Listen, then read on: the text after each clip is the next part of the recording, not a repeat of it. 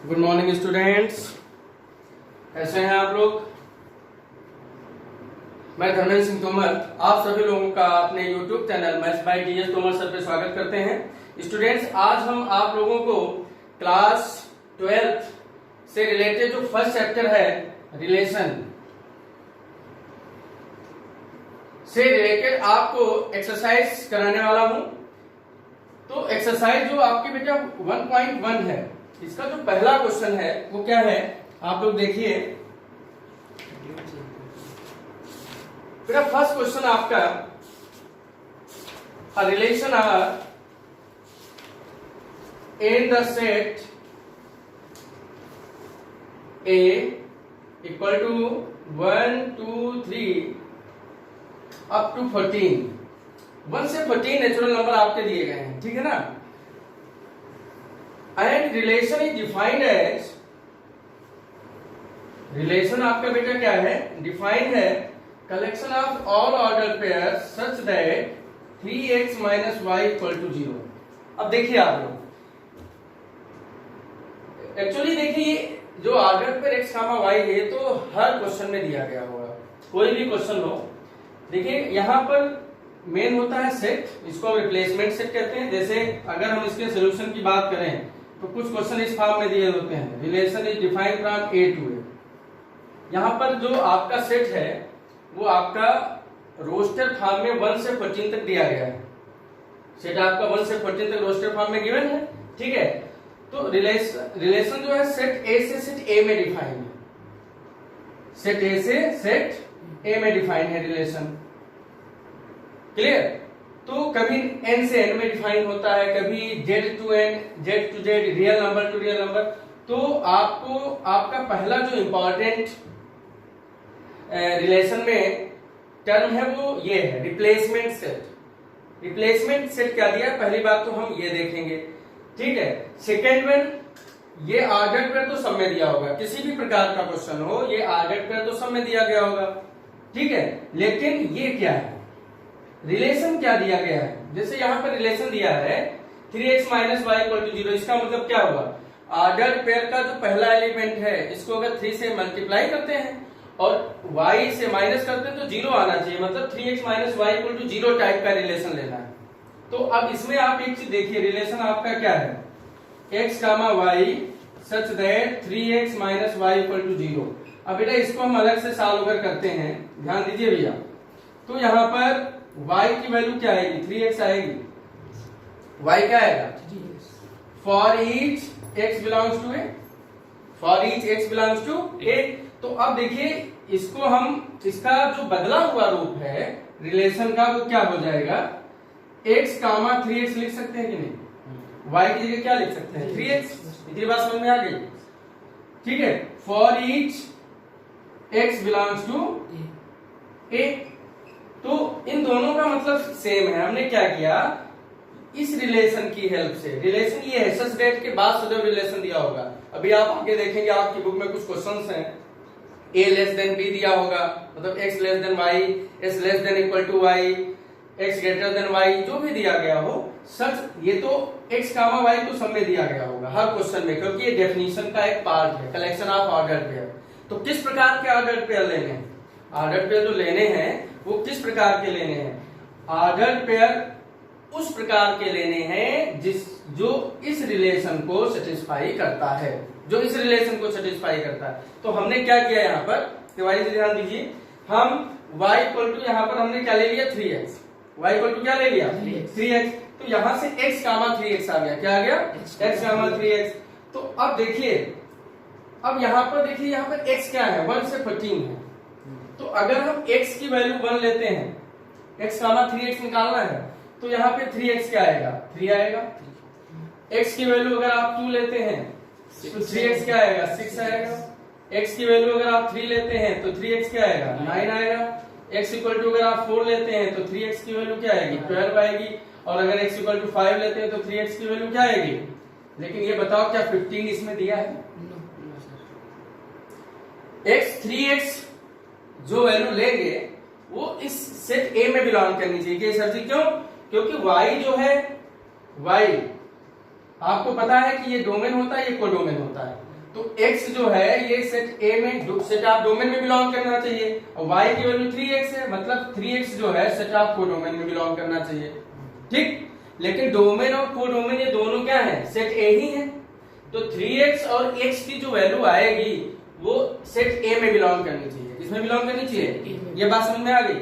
तो अब देखो रिलेशन क्या बनेगा जाके, रिलेशन बेटा बनेगा जाके 1,3 2,6 3,9 4,12, ठीक है, और ये आपका नहीं लेंगे और इसके आगे के भी नहीं लेंगे।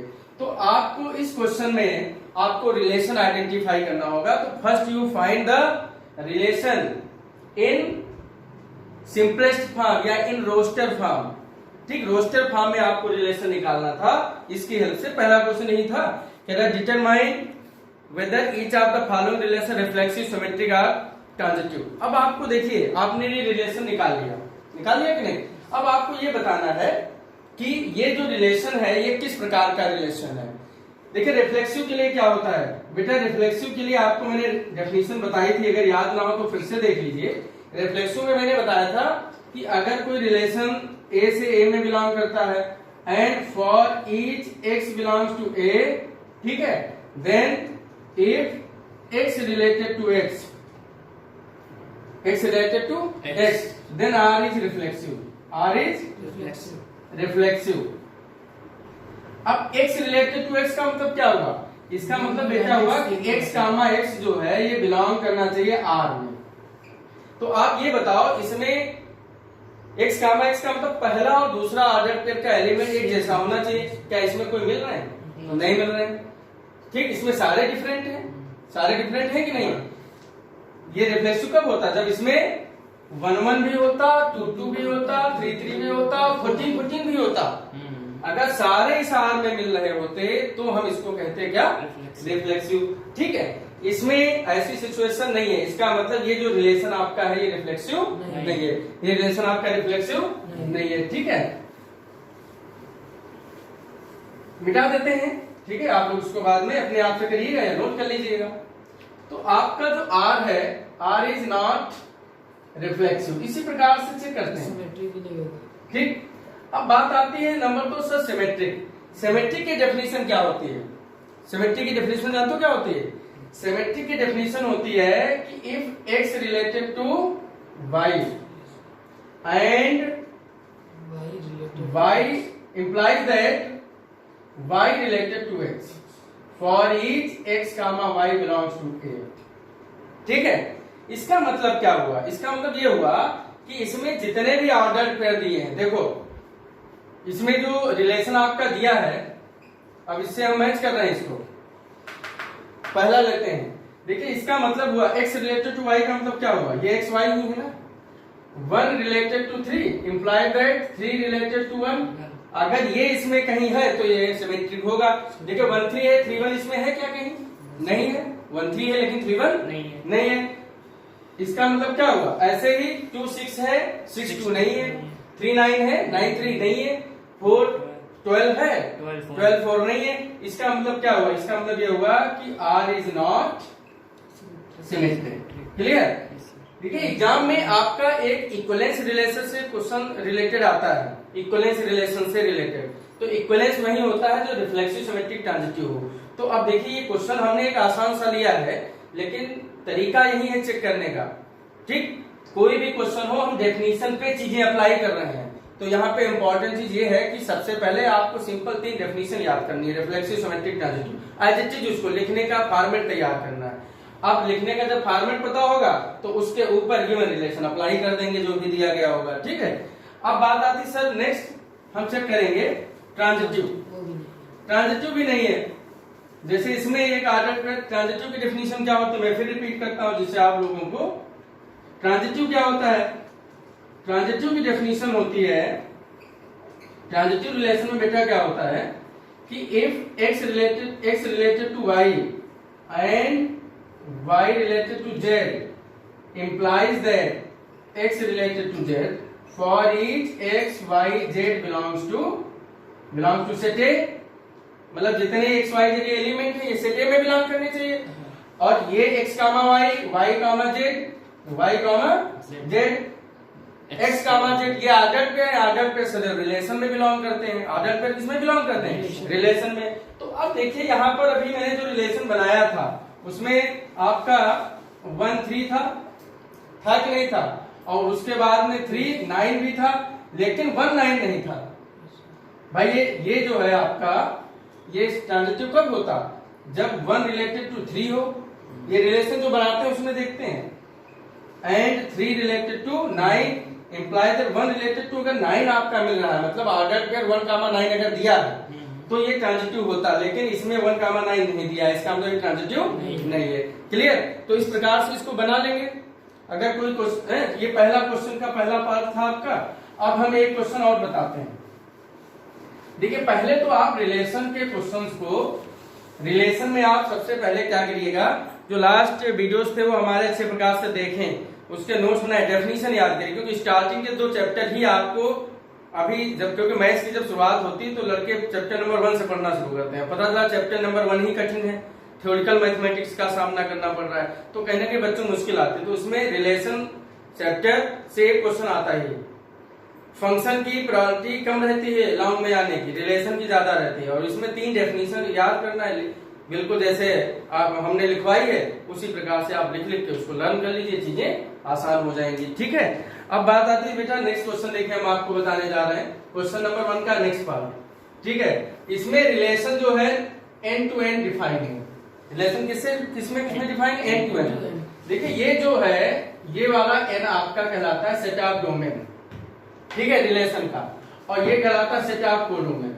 क्या है, सेट ऑफ कोडोमेन। इसमें x बिलोंग करता है और इसमें y बिलोंग करता है। ये बात आप लोग अच्छी प्रकार से समझ लीजिएगा। ठीक है, अब इसमें देखो बेटा रिलेशन आपका डिफाइन है, collection of all order pair such that x comma y में देखो रिलेशन क्या दिया है, रिलेशन दिया है बेटा y equal to x plus 5 and x less than 4। अब देखिए यहाँ पर क्या है बेटा, x किसमें बिलोंग कर रहा है, n में, ये डोमेन का एलिमेंट है।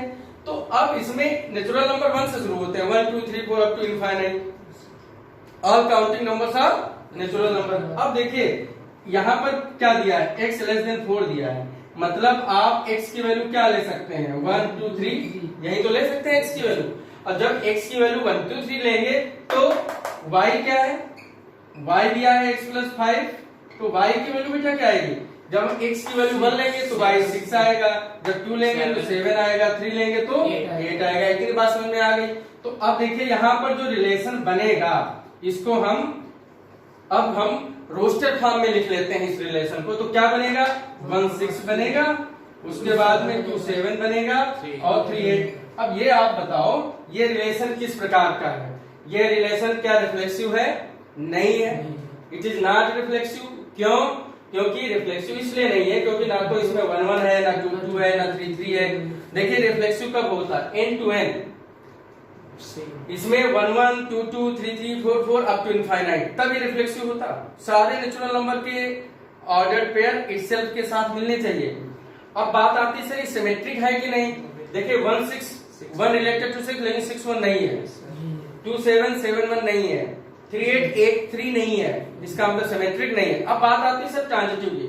ट्रांजिटिव में क्या होता है, आपको मैंने बताया था फॉर ट्रांजिटिव रिलेशन में बेटा ये होता है कि अगर 1 6 से रिलेटेड है और 6 मान लेते हैं किस अदर से, देखिए इसमें 6 अदर से रिलेटेड नहीं है, ठीक है, तो पहली बात ये ट्रांजिटिव नहीं, इसमें 6 दिए नहीं भाई। ट्रांजिटिव कब होता है, पहले ऑर्डर्ड पेयर का सेकंड एलिमेंट अगर ए बी बी सी, ठीक है, तो ए सी होना चाहिए तब होता है ना ट्रांजिटिव। इसमें पहले ऑर्डर्ड पेयर का सेकंड एलिमेंट दूसरे ऑर्डर्ड पेयर का फर्स्ट एलिमेंट नहीं है और एसी भी नहीं है, इसका मतलब ये ट्रांजिटिव नहीं है तुम्हारे हिसाब से, यही तो हुआ।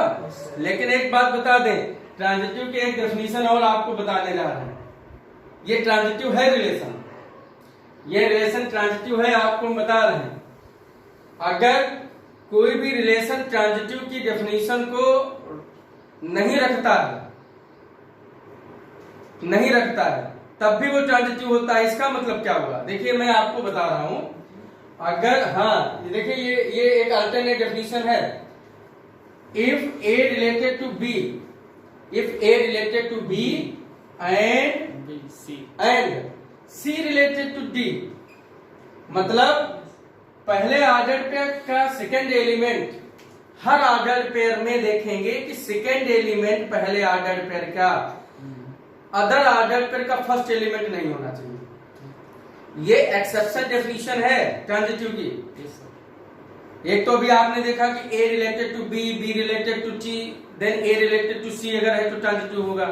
दूसरा A related to B, B is not related to C, मतलब क्या हुआ, दूसरे ऑर्डर पेयर का पहला एलिमेंट, ठीक है, अगर किसी से रिलेट करता है तो ए सी से रिलेट ना करे तो ट्रांजिटिव नहीं होगा, ये तो आपने पढ़ा है। लेकिन ये एक्सेप्शन एक डेफिनेशन है ट्रांजिटिव की। अगर देखिए यहां पर ए बी से रिलेट कर रहा है और किसी भी ऑर्डर पेयर में 6 नहीं है पहला एलिमेंट, है क्या, नहीं है। अगर हम यहां पर बात करें 6 1 की बात करें, 6 1 तो है, 2 7 की बात करें तो 7 जो है इस ऑर्डर पेयर का सेकेंड एलिमेंट है कि नहीं है। अब अदर ऑर्डर पेयर का क्या फर्स्ट एलिमेंट है, ये नहीं है। ऐसी सिचुएशन में भी अगर रिलेशन आपका ट्रांजिटिव होता है, ये ट्रांजिटिव होगा बेटा, इट इज ट्रांजिटिव। ध्यान दीजिए एक्सेप्शन है ये एक्सेप्शन डेफिनेशन आपके एनसीईआरटी बुक में नहीं दी, लेकिन एग्जांपल दिया है। अगर ये सिचुएशन देखिए, ये आपका इरेगुलर ऑर्डर पे दिया है, 1 6 दिया है, फिर देखिए 1 6 कहीं रिपीट हो रहा है, 2 7 दिया, 2 7 कहीं रिपीट हो रहा है, 3 8 दिया, कोई भी एलिमेंट देखो किसी में रिपीट हो रहा है अदर ऑर्डर पे नहीं। जैसे एक एग्जांपल मैं अपनी तरफ से लेता हूं, कोई भी रिलेशन दिया है 1 2 और 3 4, ये भी ट्रांजिटिव होगा। 1 2 3 4 मतलब जिसमें ट्रांजिटिव की रिफ्लेक्सिव की और उसकी रिफ्लेक्सिव की सिमेट्रिक की कंडीशन ना मिले वो भी ट्रांजिटिव होता है, वो भी ट्रांजिटिव होता है, ये भी ट्रांजिटिव है। ये ट्रांजिटिव की डेफिनेशन यहाँ पे, ठीक है, होल्ड होती तब तो ट्रांजिटिव होता ही, लेकिन यहाँ पर ए बी और ये जो बी है, बी क्या है 2 किसी भी ऑर्डर पेयर में नहीं दिया है, ना पहला एलिमेंट है ना दूसरा एलिमेंट है। बात समझे कि नहीं। तो कहने का मतलब ये है कि अगर ए बी से रिलेटेड है, सी डी से रिलेटेड है, ई एफ से रिलेटेड है, कुछ इस प्रकार के अगर ऑर्डर पेयर रिलेशन में दिए हैं तो ऐसे रिलेशन आपके ट्रांजिटिव होते हैं। It is the exception definition of transitive relation. Clear, इतनी बात समझ में आ गई। अब देखिए नेक्स्ट आपका क्वेश्चन क्या है।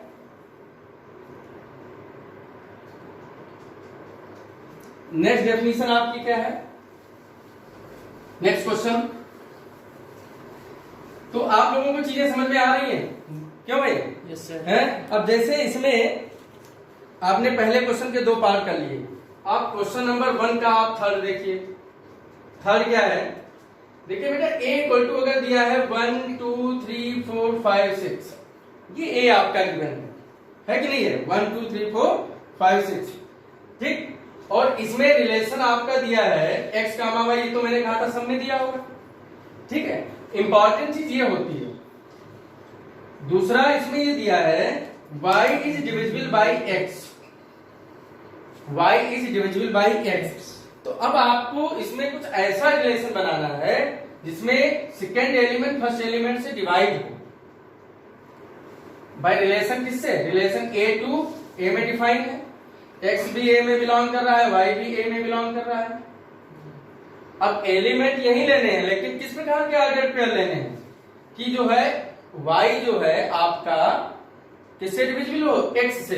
तो हम देखिए इसमें हम पहले क्या लिखते हैं, 1 1 y x से डिविजिबल है कि नहीं है, पहले y लिखेंगे, 1 2 और ऐसे ही 1 3 से लगा करके 1 6, ये तो होंगे ना 1 के रिस्पेक्ट में। ऑर्डर पे बनाते हैं, ऑर्डर पे बनाना तो आपको पता ही होगा, 1 2 1 3 इस प्रकार से। देखिए सेकेंड एलिमेंट फर्स्ट एलिमेंट से डिविजिबल है कि नहीं है, एक तो ये बन गया। क्लियर। अब बात आती है सर, आगे हम बढ़ते हैं। देखिए आपका 3 1 भी ये सब हो गया, 1 के रिस्पेक्ट में चीजें हो गई। अब हम 2 के रिस्पेक्ट में देखते हैं, 2 4 2 4 y is divisible by x, y divisible by x, 2 6 2 2 भी तो होगा बेटा। 2 2 2 4 2 6 क्लियर है कि नहीं है। अब हमने आगे बढ़ते हैं बेटा 3 के रिस्पेक्ट में 3 3 each member is divisible by itself, her member अपने आप से डिविजिबल होता है। 3 6 4 के रिस्पेक्ट में जाते हैं 4 4 ठीक है 5 5 6 6 ठीक यही तो बनेंगे बनेंगे कि नहीं बनेंगे। अब इसमें एक चीज देखिए, पहला R जो है आपका रिफ्लेक्सिव होगा, R is reflexive, R is reflexive.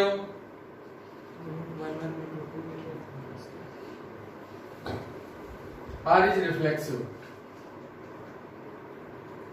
R reflexive कैसे होगा देखो, 1 1 से भी रिलेटेड है, 2 2 से भी रिलेटेड है, 3 3 से भी रिलेटेड है, ऐसे ही देखिए आप 6 6 से भी रिलेटेड है, क्योंकि each member is divisible by itself, her member अपने आप से डिविजिबल होता है। क्लियर। तो R आपका रिफ्लेक्सिव हो गया। दूसरा R इज सिमेट्रिक। देखिए कैसे, देखिए ये जो सामने आपके लिखे हैं ये तो इनके उल्टा करेंगे मिलेंगे। इसमें जितने भी ऑर्डर पेयर हैं, रिफ्लेक्सिव सिमेट्री की डेफिनेशन क्या होती है, सिमेट्री की डेफिनेशन बेटा ये होती है कि if x related to y, now we have to find that y related to x। इसका मतलब ये हुआ अगर इसमें कहीं पर 1 1 मिल रहा है तो 1 1 का उल्टा 1 1, तो वो तो वही है, क्योंकि किसी भी सेट में एक एलिमेंट एक ही बार लिखा जाता है। तो जो आइडेंटिकल ऑर्डर पेयर है, आइडेंटिकल ऑर्डर पेयर का मतलब जानते हो क्या होता है कि जिसका फर्स्ट एलिमेंट इटसेल्फ के साथ मतलब पहला और दूसरा सेम हो, वो आइडेंटिकल कहलाते हैं।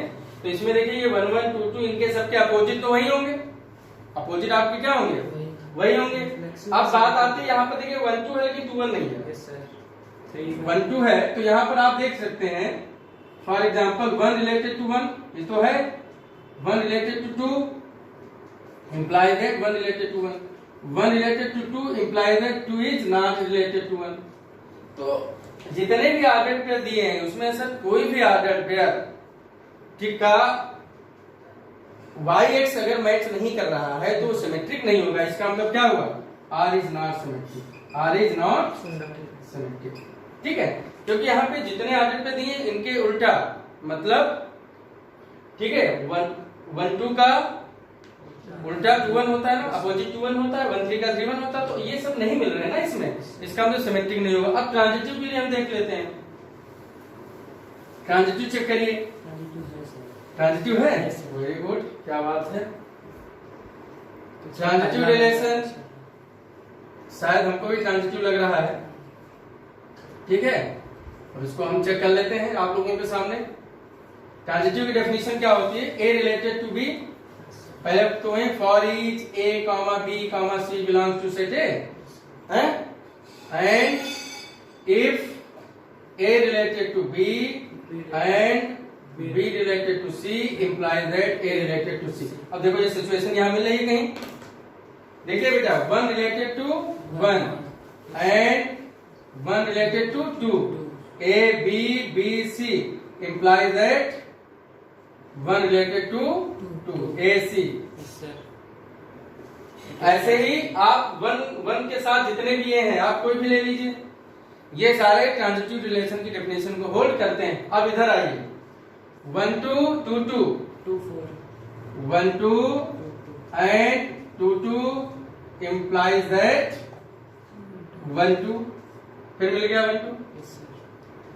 ऐसे ही आप देखिए हमें लगता है ये मैक्सिमम होंगे, देखिए अच्छा इसके जैसे ये भी हो गया 2 4 ले लेते हैं, 4 4 ले लेते हैं, 2 4, ठीक है, हमें लगता है ट्रांजिटिव है, ठीक है। लगभग सभी एलिमेंट के लिए ट्रांजिटिव की डेफिनेशन इस रिलेशन में होल्ड हो रही है, तो इसका मतलब ट्रांजिटिव है, ठीक है। तो आप लोग इसका मतलब ये चेक करना सीख गए कि ये रिफ्लेक्सिव सिमेट्रिक ट्रांजिटिव होगा कि नहीं होगा। बात समझे कि नहीं समझे। अब हम आप लोगों को एक क्वेश्चन, हम पिछले वीडियो में मैंने एक क्लास दी थी अपने लास्ट उसमें लेक्चर में, तो उसमें मैंने बोर्ड में पूछे गए 2-3 क्वेश्चन मैंने सॉल्व कराए थे। क्वेश्चन आंसर का एक मैंने क्लास दिया था, उसमें हमने बोर्ड से रिलेटेड जितने भी बोर्ड में आपके फाइनल में पूछे गए हैं उसमें मैंने क्वेश्चन सॉल्व कराए हैं 2-3, ठीक है। बहुत आसान होता है, जैसे एक क्वेश्चन नंबर 4 आपका गिवन है, कुछ आप अपने आप से करिएगा, ठीक है। क्वेश्चन नंबर 3 अपने आप से करिएगा, बहुत आसान है क्योंकि जो सेट दिया है वो 1 से 6 दिया है। ठीक है। क्वेश्चन नंबर 4 अपने आप 3 अपने आप से करिएगा। 2, 4, 5 ये एक जैसे हैं। ठीक है। तो इसमें सबसे पहले हम आपको 4 बताते हैं। क्या बताते हैं बेटा? Question number 4। क्वेश्चन नंबर 4 में बेटा ये गिवन है कि so that R is defined from set of real number to set of real number। मतलब इसमें जो रिलेशन है सेट ऑफ रियल नंबर से सेट ऑफ रियल नंबर में डिफाइंड है। देखिए ये वाला R रिलेशन को रिप्रेजेंट करता है, ये रियल नंबर के सेट को रिप्रेजेंट करते हैं। क्लियर? और रिलेशन डिफाइंड किसमें है बेटा? Relation is defined as collection of all order pairs such that A less than equal to B। Less than equal to B मतलब इक्वल टू भी लेना है और लेस भी लेना है। इसका मतलब क्या हुआ? इसका मतलब हुआ A less than B, A equal to B। Clear? अब आप देखिए इसमें रियल नंबर क्या होता है? Real number is the collection of all type of defined numbers. मतलब रियल नंबर क्या होता है? रेशनल और इरेशनल नंबर का कलेक्शन होता है। 2 ब्रांचेस होती है किसी भी नंबर की। रियल नंबर की 2 ब्रांचेस होती हैं, एक रेशनल दूसरा इरेशनल। और रेशनल नंबर में जितने भी टाइप आपने पढ़े हैं, natural number, whole number, rational number का फॉर्म क्या होता है? P by Q. अब नेचुरल नंबर को भी आप P बाई क्यू फॉर्म में लिख सकते हैं, 2 बाई 1। मतलब डिनोमिनेटर डिफाइन होना चाहिए, 0 नहीं होना चाहिए। तो इंटीजर हो चाहे आपका इवन हो चाहे ऑड हो चाहे prime composite, all type of numbers को आप बाई 1 करके लिख सकते हैं। मतलब वो P बाई क्यू फॉर्म को रिप्रेजेंट करता है। तो इसलिए जितने भी नंबर है वो इसमें आते हैं। और जो नॉन टर्मिनेटिंग नॉन रिपीटिंग होते हैं, नॉन टर्मिनेटिंग नॉन रिकरिंग पढ़े होंगे आप लोगों ने, या जो रूट में होते हैं, ठीक है, परफेक्ट स्क्वायर नंबर्स नहीं होते हैं, वो आपके इरेशनल नंबर में आते हैं। तो हर प्रकार के नंबर रियल नंबर कहलाते हैं। तो अब यहाँ पर आप ये चीज चेक करेंगे कि क्या सारे रियल नंबर के लिए ये रिलेशन होल्ड हो रहा है? यहाँ पे रिलेशन ये दिया, ये तो मैंने कहा था सब में होता है। ये और ये 2 चीजें इंपॉर्टेंट है यहाँ पर। ठीक। तो अब आप देख लीजिए, पहला चेक कर लीजिए फॉर रिफ्लेक्सिव में देखिए क्या होता है कि for each A belongs to R, for each A belongs to R, यही तो डेफिनेशन होती है। A belongs to R, A belongs to N, जो भी यहां लिखा हो वही तो लिख लेंगे।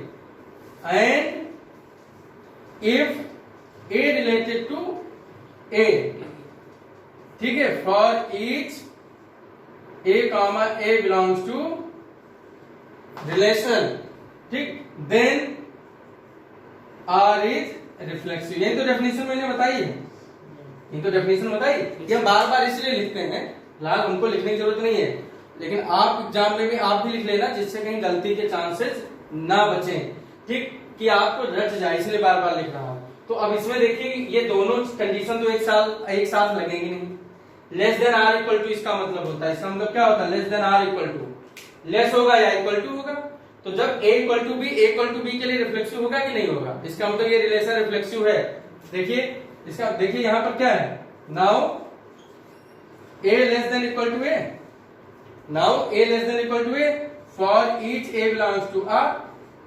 For example root two equal to by less than or equal to 1/2 equal to 1/2, -1 equal to -1, 0 equal to 0। मतलब कोई भी रियल नंबर लीजिए वो इटसेल्फ के साथ रिलेटेड है, A less than equal to ए, तो ये रिफ्लेक्सिव होगा। बाय लेस देन की डेफिनेशन नहीं शो कर रहा है, इक्वल टू के, लेस देन या इक्वल टू, तो इक्वल टू तो शो कर रहा है ना। अब इसी क्वेश्चन में थोड़ा परिवर्तन कर देते हैं। अगर ये इक्वल टू ना लगा होता तो रिफ्लेक्सिव भी नहीं होता है, क्योंकि कोई नंबर इटसेल्फ से लेस नहीं होता है। क्या 1 लेस देन 1 होता है? ये स्टेटमेंट ट्रू है क्या? 2 लेस देन 2 होता है, 1/2 लेस देन 1/2। तो ये जो मैं एग्जांपल ले रहा हूं ये स्टेटमेंट ट्रू नहीं है। इसका मतलब अगर सिर्फ लेस देन दिया हो यहां पर तो रिफ्लेक्सिव नहीं होगा, सिमेट्रिक भी नहीं होगा, ट्रांजिटिव होगा। लेकिन देखना पड़ेगा ट्रांजिटिव, क्योंकि इस प्रकार के जो रिलेशन है a less than equal to B, a less than B, a equal to B square, a greater than equal to B square, इस प्रकार के रिलेशन में हमारे लिए ये बहुत इंपॉर्टेंट है। क्योंकि अगर नेचुरल नंबर दिया है, इंटीजर दिया है, तो बच्चों को चेक करना बहुत आसान पड़ता है, लेकिन सेट ऑफ रियल नंबर के केस में चेक करने में थोड़ी दिक्कत आती है, क्योंकि उसमें बच्चे अक्सर एग्जाम्पल जब लेते हैं तो क्या लेते हैं, फ्रैक्शन लेते हैं या इंटीजर लेते हैं। लेकिन जब रूट में आप लेते हो या माइनस रूट में लेते हो तब समझ में आता है, क्योंकि रियल नंबर में हर प्रकार के रियल नंबर के लिए प्रॉपर्टी होल्ड होनी चाहिए। तो ये जो रिलेशन दिया है, ये रिलेशन आपका रिफ्लेक्सिव होगा कि नहीं होगा? होगा, क्योंकि हर नंबर इटसेल्फ के साथ इक्वल रिलेशन रखता है। ठीक है, अब बात आती सर सिमेट्रिक। अब बात आती है सिमेट्रिक होगा कि नहीं होगा। बात समझ पा रहे हैं आप लोग? ठीक है, फॉर सिमेट्रिक, अब ये बताओ यार, सिमेट्रिक तो बिल्कुल नहीं हो सकता। पहले एग्जांपल लेते हैं। अगर 1 लेस देन इक्वल टू 2 है फॉर एग्जांपल, तो क्या 2 लेस देन 1 के होगा? क्योंकि इनमें तो ग्रेटर का रिलेशन है ना, 2 ग्रेटर देन 1 है, तो इसका मतलब सिमेट्रिक तो हो ही नहीं सकता। इस प्रकार के कोई भी रिलेशन कभी भी सिमेट्रिक नहीं होंगे। मैं आपको 6 इसी प्रकार के मैं 6 क्वेश्चन लिख रहा हूं। A less than B, A less than equal to B, ये 2 क्वेश्चन हो गए। ठीक है, A less than equal to B square, A less than B square, ये सब आपकी बुक में क्वेश्चन दिए हैं, लेकिन सारे नहीं दिए हैं। 3 क्वेश्चन दिए हैं। A less than equal to B cube और A less than B cube. ठीक, अब यहां पे लेस की जगह ग्रेटर लगा दीजिए, ग्रेटर देन इक्वल टू, तो कितने क्वेश्चन बन गए? 16। 6 इधर 1, ठीक है, 6 इधर कितने बन गए? 12, 12 बन गए ना।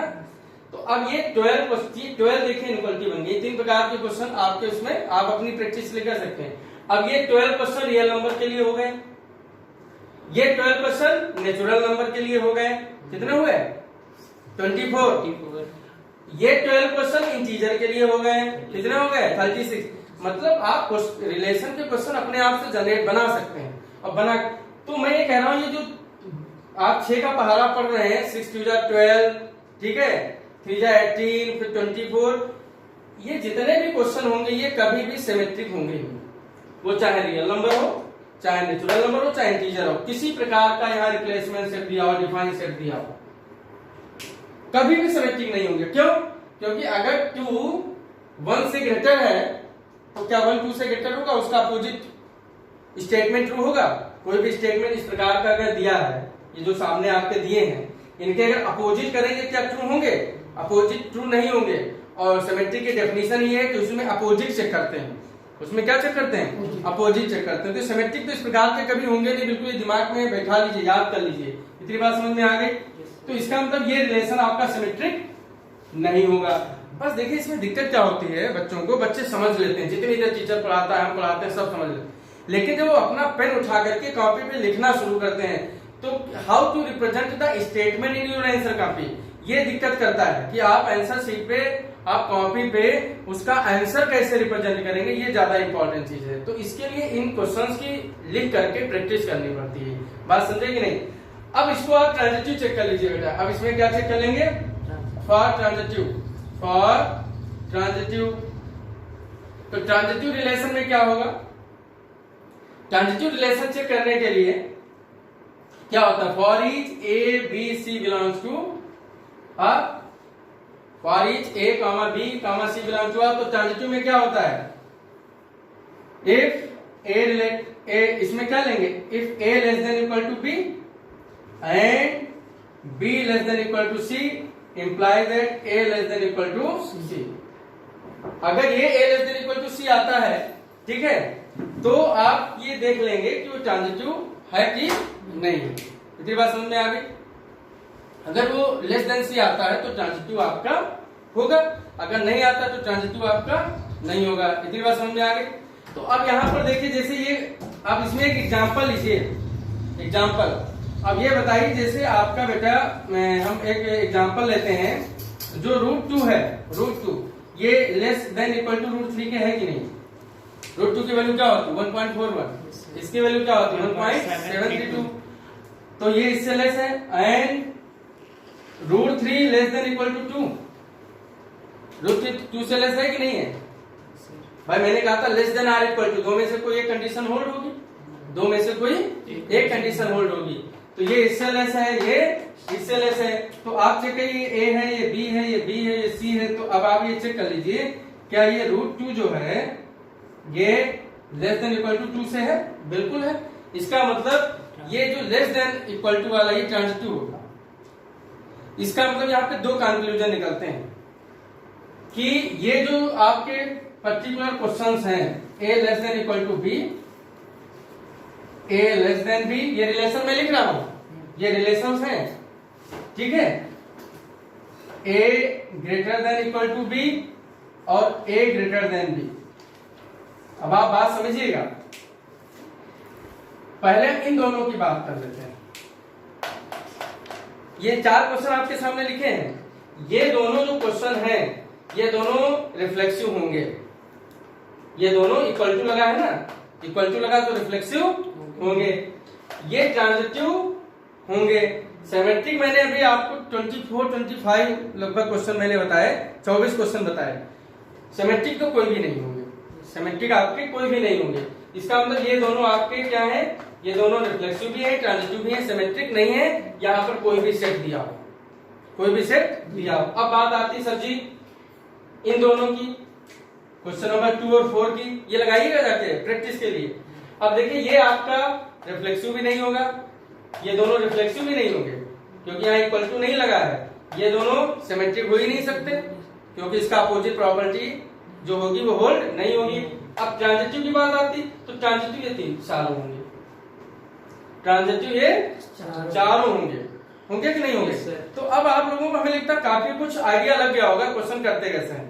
अब आपको मैं बताऊंगा कि अगली क्लास में, कल की क्लास में जब आप लोग आएंगे तो उसमें ये बताएंगे जो बोर्ड में क्वेश्चन 5-6 पूछे जाते हैं वो 5-6 क्वेश्चन आपको लगवा देंगे, जिससे आपको अप्रोच आ जाएगी, उससे रिलेटेड जितने भी क्वेश्चन आएंगे वो आप कर सकते हैं। आज एक्सरसाइज ये कंप्लीट करिएगा और इससे रिलेटेड जो भी चीजें हैं, ये चैप्टर बहुत आसान है, बस ये है कि आलस को त्याग करके डेफिनेशन लर्न कर लो और डेफिनेशन को आप उसमें अप्लाई कर दीजिए, ठीक है। Okay class, have a nice day.